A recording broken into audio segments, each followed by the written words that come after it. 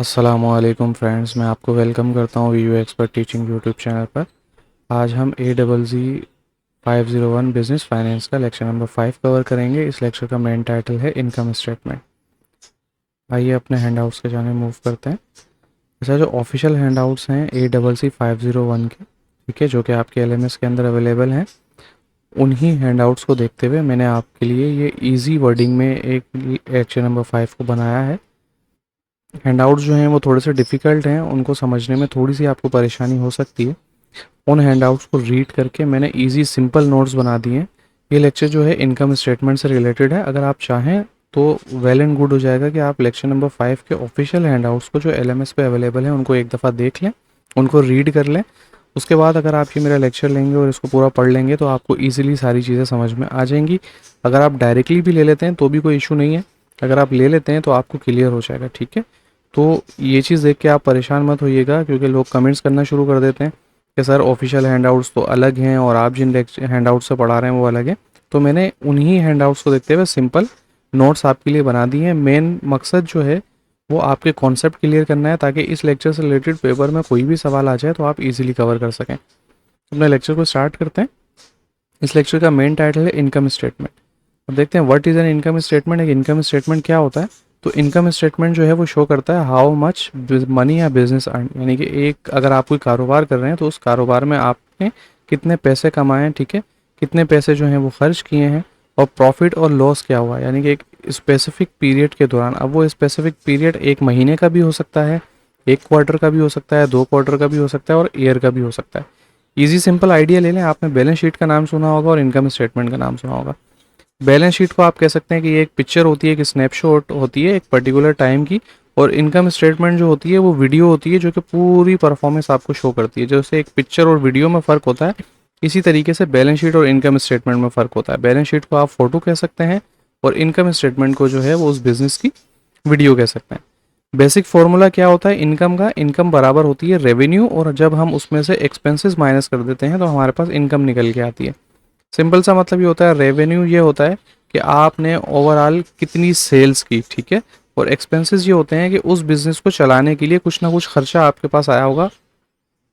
और इनकम जो है उसको हम प्रॉफिट भी कह सकते हैं कि जो पैसा बच गया तमाम एक्सपेंसेस और कॉस्ट ऑफ रनिंग बिजनेस निकालने के बाद वो हमारे पास इनकम या प्रॉफिट हो गया। रियल लाइफ एग्जाम्पल देखते हैं। सपोज करें कि एक अहमद नाम का बंदा है, उसने जो एक बर्गर की दुकान खोली है। तो बर्गर की जो ओवरऑल सेल हुई है वो 5 लाख रुपए हुई है, और जो एक्सपेंसेस आए हैं वो 3.5 लाख रुपए आए हैं। तो इस फॉर्मूले के अकॉर्डिंग जो ऊपर हमने अभी पढ़ा, इसको यूज़ करके अगर हम प्रॉफिट को कैलकुलेट करने की कोशिश करते हैं तो एक्सपेंसेस कितने आ जाएंगे? इनकम बराबर होती है रेवेन्यू माइनस एक्सपेंसेस के, ठीक है। तो 5 लाख रुपए अर्न किए और 3.5 लाख रुपए एक्सपेंसेस आया। तो जब 5 लाख में से हम 3,50,000 माइनस करेंगे तो हमारे पास टोटल 1,50,000 निकल के आएगा। तो हम कह सकते हैं कि अहमद ने जो है वो ओवरऑल 1,50,000 रुपए का प्रॉफिट किया। मेन पार्ट कौन से होते हैं इनकम स्टेटमेंट के? इनकम स्टेटमेंट में सबसे पहले आ जाते हैं ऑपरेटिंग सेक्शन, ठीक है। इसमें नॉर्मल जो बिजनेस की एक्टिविटीज़ होती हैं वो इंक्लूड होती हैं, जैसे कि सेल्स रेवेन्यू क्या होता है, कॉस्ट ऑफ गुड्स सोल्ड क्या होते हैं, सैलरीज क्या होती हैं, रेंट क्या है, इलेक्ट्रिसिटी क्या है और डेप्रिसिएशन क्या है। अच्छा, ये सारी चीज़ें अभी आप सिर्फ समझ लें। जैसे आप लेक्चर नंबर 6 लेंगे, 7 लेंगे तो आपको ये सारी चीज़ें और डिटेल में समझ में आ जाएंगी, ठीक है। एग्जाम्पल है एक क्लोथिंग, एक जो है वो कपड़े की दुकान की आप एग्जाम्पल ले लें, ठीक है। तो सेल्स रेवेन्यू जो है वो हुआ है 10 लाख का, ठीक है, और जो कॉस्ट आई है कपड़ों को बेचने की वो आई है 6 लाख रुपए। सैलरीज और रेंट की मद में जो है वो 2 लाख रुपए हमने अदा किए हैं, और डेप्रिसिएशन कॉस्ट जो आई है वो हमारे पास 50,000 रुपये आई है, ठीक है। तो हम यहाँ पर सेक्शन नंबर 1 में ऑपरेटिंग इनकम निकालेंगे, ठीक है। तो 10 लाख में से माइनस कर दिया हमने 6 लाख रुपए जो कि कॉस्ट थी। उसके बाद हमने सैलरीज और रेंट की मद में 2 लाख रुपए माइनस कर दिए, और डेप्रिसिएशन के हेड में हमने 50,000 रुपीज़ माइनस किए। तो ओवरऑल यहाँ पे जो ऑपरेटिंग इनकम निकल के आ रही है 1,50,000 निकल के आ रही है। तो ये इनकम स्टेटमेंट का एक सेक्शन हमने कवर कर लिया। अब सेकंड सेक्शन जो है वो होता है नॉन ऑपरेटिंग सेक्शन। इसमें फाइनेंशियल कॉस्ट और दूसरी इनकम वगैरह शामिल होती हैं। जैसे कि अगर आपने बैंक से लोन लिया हुआ है उसके ऊपर इंटरेस्ट कितना बना, और आपने इन्वेस्टमेंट की हुई है तो इन्वेस्टमेंट इनकम क्या हुई। अब एक मिसाल ले लें कि कंपनी जो है वो इंटरेस्ट एक्सपेंस की हद में जो है वो 2 लाख रुपए माइनस कर 2 लाख रुपए देती है, ठीक है। तो यहाँ पे हम देखेंगे 1,50,000 यानी 20,000 रुपये, सॉरी। तो 1,50,000 पीछे से हमें ऑपरेटिंग एक्सपेंस इनकम हुई थी। तो ऑपरेटिंग इनकम में से हम जो है इंटरेस्ट और हमने लिया हुआ है बैंक से, उसके ऊपर हमने 20,000 रुपये पे किया, तो 1,30,000 रुपीज़ आ गया। तो ये हमारे पास कहलाती है प्री टैक्स इनकम, यानी कि टैक्स से पहले की जो इनकम हुई। ठीक है, तो अब हमने दो सेक्शन जो है वो इनकम स्टेटमेंट के कवर कर लिए। अब हम थर्ड सेक्शन की बारे में मूव करते हैं, वो होता है टैक्सेस सेक्शन। कि गवर्नमेंट जो है वो टैक्स लेती है। अब आप पाकिस्तान में अगर कोई बिजनेस कर रहे हैं, आपकी कंपनी है, तो जो ओवरऑल प्रॉफिट होता है उसमें से आपने टैक्स भी अदा करना पड़ता है। अब एक मिसाल ले लें, अगर आपका टैक्स 30,000 है, तो पीछे हमारे पास 1,30,000 बचे थे।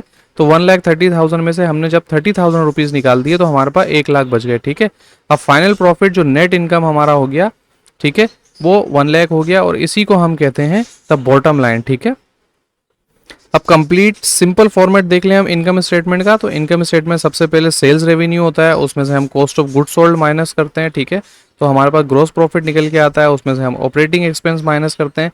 फिर हमारे पास ऑपरेटिंग इनकम निकल के आती है, वहां से हम इंटरेस्ट एक्सपेंशन निकालते हैं। ठीक है, तो हमारे पास प्री टैक्स यानी कि टैक्स से पहले इनकम निकल के आती है, उसमें से हम टैक्स माइनस करते हैं, तो ओवरऑल हमारे पास नेट इनकम आती है। तो एक इनकम स्टेटमेंट जो है वो इस तरीके का होगा। ठीक है, कॉस्ट ऑफ गुड्स सोल्ड में हमने ऊपर आपको दिखाया था कि अगर कपड़े की दुकान है तो एक्सपेंसेस हैं, इलेक्ट्रिसिटी के बिल्स हैं, और ये सारी चीज़ें हमने माइनस की थी। ठीक है, तो ये पूरा ओवरऑल हमने इनकम स्टेटमेंट किस तरीके का होता है उसकी हमने एक पूरी पिक्चर देख ली।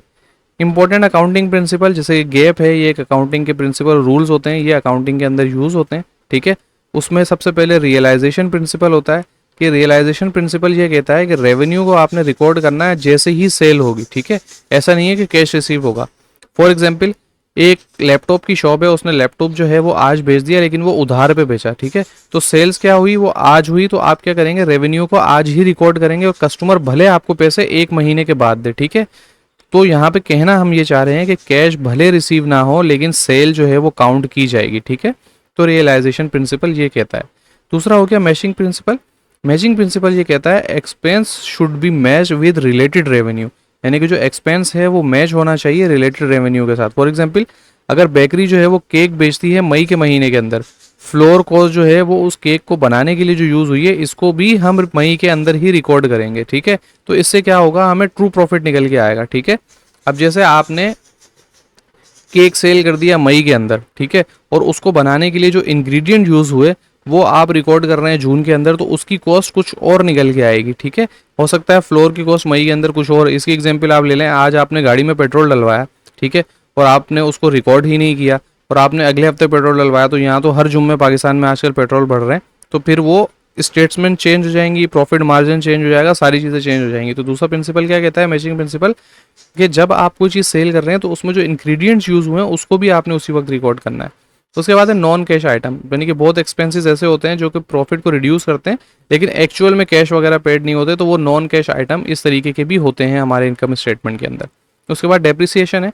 डेप्रिसिएशन का मतलब ये होता है कि एक एसेट जो है उसकी वैल्यू डिक्रीज होती जाती है ओवर टाइम के। फॉर एग्जांपल, एक बाइक जो है वो आज आपने 2 लाख रुपए की ली है, ठीक है, कंपनी जो है या आप इसको यूज़ करते हैं 5 साल तक, तो हर साल जो डेप्रिसिएशन निकल रही होगी वो 40,000 रुपए की निकल रही होगी। सो 40,000 जो है वो एक्सपेंस हर साल रिकॉर्ड किया जाएगा, लेकिन कंपनी जो है वो 40,000 पे नहीं कर रही होगी, तो ये नॉन कैश एक्सपेंस के अंदर भी आ गया। ठीक है, अब उसके बाद होता है deferred taxes. Taxes recorded now but paid later, यानी कि टैक्सेस को, ये वो टैक्सेस होते हैं जो आज आप रिकॉर्ड तो कर लेते हैं लेकिन इसको पे आप बाद में करते हैं। ये अकाउंटिंग का प्रॉफिट दिखा रहा होता है लेकिन इमीडिएट कैश फ्लो नहीं दिखा रहा होता। अब इनकम स्टेटमेंट, बैलेंस शीट और एक कैश फ्लो स्टेटमेंट भी होता है, वो भी आगे हमारे पास लेक्चर्स में चलकर आएगा, उसको हम कवर करेंगे। ठीक है, तो अभी आपने कैश फ्लो, डेप्रिसिएशन, इनको सुन के परेशान नहीं होना, बस आपने समझ लेना है कि ये कोई चीज़ होती है।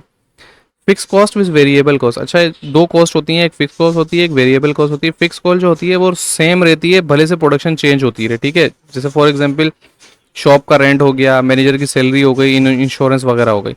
वेरिएबल कॉस्ट की बात करते हैं, ये चेंज होती रहती है जैसे आपके प्रोडक्शन लेवल चेंज होते रहते हैं। ठीक है, जैसे कि रॉ मटेरियल, आज आप 10 केक बना रहे हैं तो आपको रॉ मटेरियल कुछ और चाहिए होगा, कल को आप 20 केक बनाएंगे तो आपको रॉ मटेरियल कुछ और चाहिए होगा, पैकेजिंग अलग चाहिए होगी, फ्यूल फॉर डिलीवरी अलग चाहिए होगा।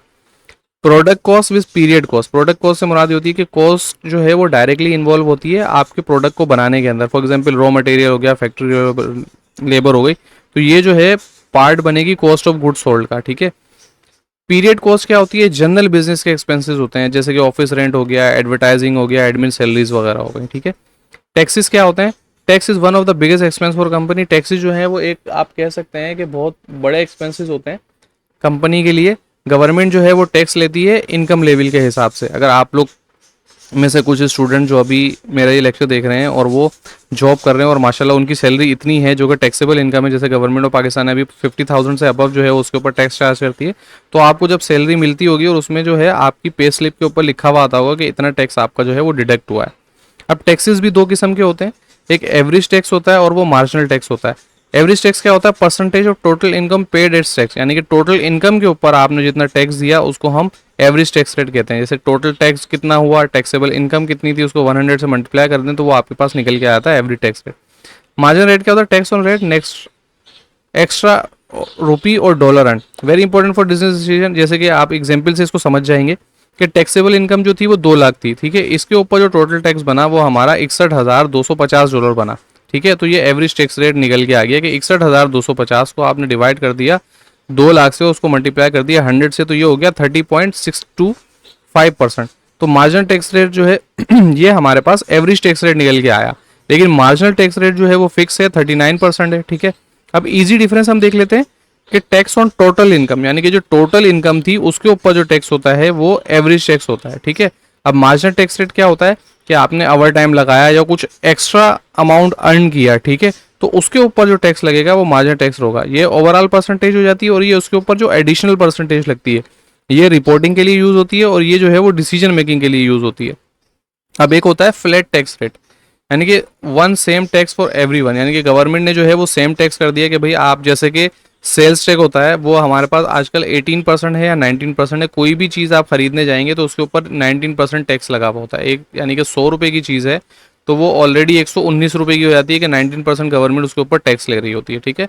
तो इनकम जैसे कि 1 लाख रुपए है और उसके ऊपर 10% टैक्स है तो 10,000 टैक्स चले जाएगा, ठीक है। अब इनकम अगर 10 लाख रुपए है उस पर 10% टैक्स है तो आपका 1 लाख रुपए चला जाएगा। Average and marginal tax remain same, और इसमें सिचुएशन में एवरेज और मार्जिनल टैक्स जो है वो सेम रहेगा। टैक्स डिडक्टेबल एक्सपेंसेस, सम एक्सपेंसेस रिड्यूस टैक्सेबल इनकम। अच्छा, कुछ एक्सपेंसेस ऐसे भी होते हैं कि वो आपकी टैक्सेबल इनकम को जो है वो रिड्यूस कर देते हैं, जैसे कि इंटरेस्ट एक्सपेंसेस होते हैं, सैलरीज होती हैं, बिजनेस ट्रैवल होता है। रियल लाइफ एग्जांपल देखते हैं कि 2 कंपनियां हैं, उन्होंने 4 लाख रुपए कमाए, ठीक है। कंपनी ए ने जो है वो 1 लाख रुपए इंटरेस्ट की हेड में पे किया और कंपनी बी ने कोई इंटरेस्ट पे नहीं किया। अब क्या होगा कि अर्निंग बिफोर टैक्स क्या आ रही है हमारे पास, कंपनी है कि 4 लाख रुपए आ रही है, ठीक है। अब उसने इंटरेस्ट पे कर दिया 1 लाख रुपए, अब जो टैक्सेबल इनकम होगी वो 3 लाख रुपए होगी, ठीक है। इंटरेस्ट पे करने के बाद जो अमाउंट बच रहा होगा 3 लाख रुपए, उस पर टैक्स लगेगा। तो अगर 35% फ्लैट रेट है टैक्स का तो 3 लाख के ऊपर जो टैक्स लगेगा वो 1,05,000 रुपीज होगा, और जो प्रॉफिट होगा टैक्स का 3 लाख में से जब आप 1,05,000 टैक्स पे कर देंगे तो आपके पास जो प्रॉफिट आ रहा होगा टैक्स पे करने के बाद 1,95,000 रुपीज आ रहा होगा। अब कंपनी बी जो है उसने कोई इंटरेस्ट पे नहीं किया तो वो डायरेक्टली 4 लाख रुपए के ऊपर टैक्स लग जाएगा और वो 35% 4 लाख रुपए के ऊपर पे कर रही होंगी। अब इंपॉर्टेंट पॉइंट यहाँ पे क्या है कि इंटरेस्ट जो है वो आपका टैक्स बचाता है 65,000 रुपीज, जैसे कंपनी ए का टैक्स यहाँ पे बचा। अगर उसके डायरेक्टली 4 लाख रुपए के ऊपर टैक्स लगता तो वो जो है वो कितना टैक्स पे करते? 1,40,000 रुपये। अभी उन्होंने कितना पे किया? 1,05,000 रुपये, ठीक है। तो ओवरऑल सेविंग कितने की हुई? 1 लाख के ऊपर अगर आप 35% लगा दें तो 65,000 रुपीज़ की सेविंग हुई। अब यहाँ पर कुछ रिवीजन पॉइंट्स हैं जो इस लेक्चर के अंदर हमने पूरे कवर किए हैं। तो इंपॉर्टेंट पॉइंट आपने कौन से याद रखने कि इनकम स्टेटमेंट क्या शो करती है, कंपनी की परफॉर्मेंस शो करती है कि स्पेसिफिक टाइम पीरियड के अंदर, और इनकम किसके बराबर होती है? रेवेन्यू माइनस एक्सपेंसेस के अंदर। नेट इनकम जो है उसको हम बॉटम लाइन भी कहते हैं। डेप्रिसिएशन जो है वो नॉन कैश एक्सपेंस होता है। गैप जो है वो प्रिंसिपल्स और रूल्स हैं जो कि यूज होते हैं रियलाइजेशन और मैचिंग प्रिंसिपल के तौर पे। एवरेज टैक्स रेट जो है वो बराबर होता है total tax divided by total income. Marginal tax बराबर होता है tax on next extra income, और इंटरेस्ट एक्सपेंस जो है वो टैक्स डिडक्टेबल होता है, ठीक है। तो गाइज ये था आज का लेक्चर। आई होप सो आपको लेक्चर जो है वो इजीली कवर हो गया होगा। इससे रिलेटेड आपका कोई भी क्वेश्चन है तो आप कमेंट सेक्शन में पूछ सकते हैं। आपकी कोई सजेशन है तो आप कमेंट सेक्शन में हमें बता सकते हैं।